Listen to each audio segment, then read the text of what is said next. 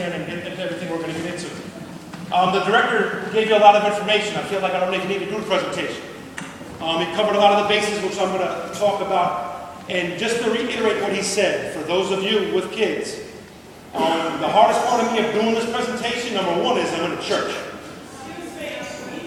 You can't hear it all? Okay, I'll just take this and I'll mobile. Is there enough string? Yeah, I'll take that right out of there. All right, I'll use the mic. Thank you for saying that in the back, so this way we can make sure everyone's covered. I'll keep this down from my mouth because I have a tendency to be loud. The reasoning for the presentation, as you heard earlier, it's my second time down here. I do consultant work on the topic of what we're about to get into, which is the gangs. My main reason is awareness. Why we're here for adults tonight and why we do things separately for the youth is because a lot of times when we talk and educate, I don't want the kids educated on this stuff. I don't want the youth knowing signs, symbols, what this means, what that means, because a lot of kids, when they see these things, they imitate. And then all of a sudden, through imitation, you start seeing a rash of graffiti in the community. You start seeing kids mimicking a lot of the behaviors. So when we do our presentations for the youth, it's totally different than what you're going to see tonight. This is geared for adults, for mom, dad, the neighborhood, the community, to realize what may be happening in the community, what they can look for, what they can do at home to be proactive. And that's the basis of this whole presentation, folks, is proactivity.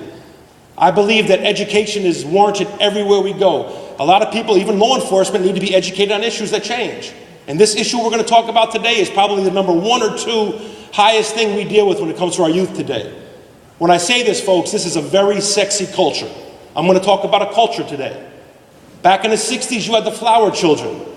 You had anti-war protests. There was peace, love, unity, Joan Baez, Janis Joplin, and Bob Dylan. It was a very influential culture driven by music. Today, for our youth, it's the same thing. Kids, what they see on the videos, what they hear in the music, these kids, I'll tell you one thing about our youth that I deal with, is most of the youth I deal with in our alternative schools that they label special education and stuff like that, I can walk into a school, press play on the latest CD by Lil Wayne, and these kids know song 1 to 15 word for word. So that's why I want to try to tell you, this is a culture. It's very influential to our youth today. Now, your job today is, you could leave here and you could be up in arms and say, oh my God, there's a gang problem on the island and we're going to leave. We're going to Queens. We're going upstate to Mount Vernon. We're going to go to Yonkers. Folks, this problem is an epidemic in basically every state I've been to in the United States. Not only urban areas, but we have Caucasian kids in suburban areas and rural areas that are claiming to be Bloods, Crips, and getting inside this culture. Because, folks, it's very intriguing. Some kids are mimicking this. They say, oh, we have nothing but wannabes on Roosevelt Island. Well, you're going to see during this training, folks, basically a wannabe is a gonna be. Anybody that sort of acts something out and wants to be portrayed or wants to be accepted by a certain group. My mother told me when I was 5 years old, if it walks like a duck, waddles like a duck, and quacks, it's probably a duck. So if you have children that are looking at this culture and mimicking the posturing, the hand signs, the whole culture, well, what separates a wannabe from a gonna be? Probably the criminal act. It could be robbing somebody, it could be assaulting somebody, and we don't want our children to take that step. I believe in proactivity here, as I said, the second time coming down here, because if you as a community can help these people in public safety, because it is not a police problem, folks. Gangs is not a police problem. Gangs is a community problem. It's a family, a parenting problem. And if we can, as a community, gauge and sort of put our arms around this Roosevelt Island and tell our kids, we're going to give you structure. We're going to pay attention to what you're doing. When there is idle time and we do see things out here that maybe are a little bit off center, we're going to have contacts. You have a youth center contact here with Charlie in the back. We have a gentleman from the Boys and Girls Club Association here today. We have a lot of people from the church community. We have people who are just neighborhood concerned people. Folks, it takes a village to raise a child, correct? But our village is broken today, folks. Some people, if they look out down the street and see somebody else's child doing something wrong, and they report that, they're known as a snitch today. So what are we doing about that concept? That's a very difficult thing. Police come up to a shooting and say, what happened? And most neighbors say, I didn't see a thing. That's why the community needs to tighten up a little bit. That's why we need a sense of community. And this island is small enough where you should be able to lean on each other for information. You should be able to look after someone else's children without being told, don't you worry about my child, worry about your own child. And that's a problem we have in our communities across America today. So what we're trying to do today, folks, is just educate you on something that has become such a norm that our kids are getting drawn to every day. And because of this whole culture, we have a lot of work to do as a community. So please excuse the graphic photos you're going to see. Please excuse the language. If we cross the barrier, being in church, like I said, I'm going to be saying novenas all the way home tonight. But I want you to realize this. If I sugarcoat a presentation on gangs, it's doing you guys a total injustice today. So I'm going to show you what the kids are doing, why it's so attracting, why this thing called money, which we all strive for in our daily jobs, is becoming such a need for 13 and 14-year-olds that they're doing things alternatively that they shouldn't be getting involved in to sort of fill the voids. Because gangs give you three things, folks: protection, belonging, and respect. And every adult in this room wants protection, belonging, and respect. And if our voids are being filled by other things outside of this room besides the family, that's where we're running into the problems that we're running into.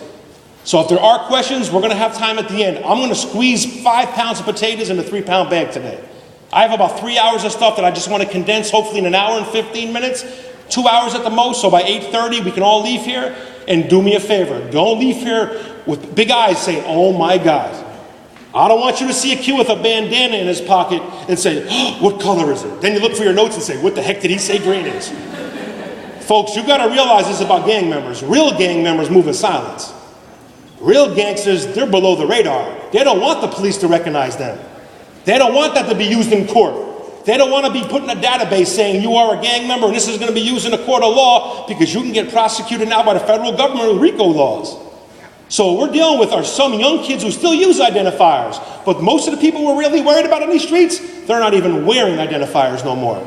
They are so quiet about their business that we all have to be eyes and ears, and hopefully you can put the combination lock together today and leave and say, all right, we are now equipped with more knowledge to keep our kids safer, our community safer, and hopefully we can play our position, because we're all in the same game here, but we just play different positions.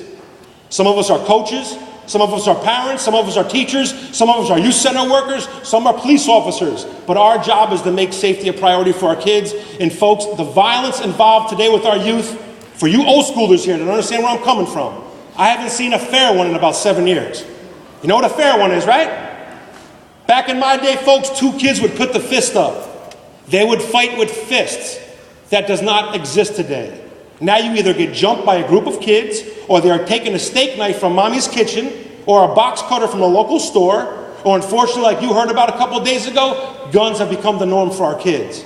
So the violence involved in this culture is why we're here today. We have to slow this down. We want kids to be kids. But when you look at this on TV, folks, this is very attractive today. They have the girls, they have the money, they have the bling bling, they have the aura. That in my day, to be cool, his name was Fonzie. You guys remember Fonzie, right? Yeah. Folks, every time I watched Fonzie as a kid, the only thing I wanted was a leather jacket. Because that made him cool, right or wrong. So when I begged my mother for that leather jacket, finally when I was 12 years old, my mom for Christmas gets me a leather. I wore it to bed that night. Wore it to school the next day, and I walked around like, yes, I am now fitting in. But folks, all of a sudden it got to be about 27 degrees upstate in Albany, and the next thing you know, my leather jacket started to crack on me.